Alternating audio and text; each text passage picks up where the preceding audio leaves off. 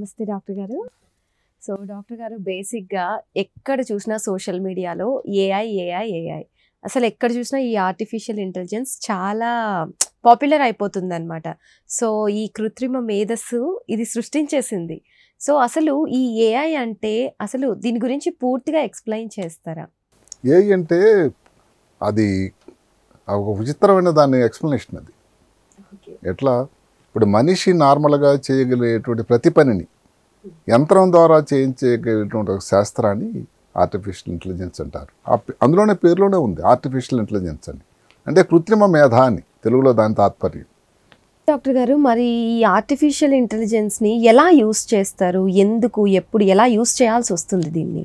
అంటే ఇప్పుడు చాలా సన్నివేశాల్లో ఉంది అది. అంటే ఇప్పుడున్న సమాచారం ప్రకారం ఏమిటంటే ఆర్టిఫిషియల్ ఇంటెలిజెన్స్ వాళ్ళ ఉపయోగం అన్ని రంగాల్లో, పర్టికులర్గా మెడికల్ ఫీల్డ్లో కానీ, ట్రాన్స్పోర్ట్, బిజినెస్, డిజైనింగ్, ఇలాంటి ఎన్నో రంగాల్లో దాని ఉపయోగం, అగ్రికల్చర్లోనే.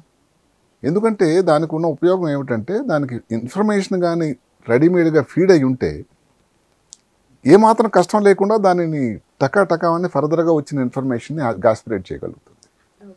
కాబట్టి అది చాలా కొత్త పద్ధతి, చాలా గొప్ప పద్ధతి కూడా.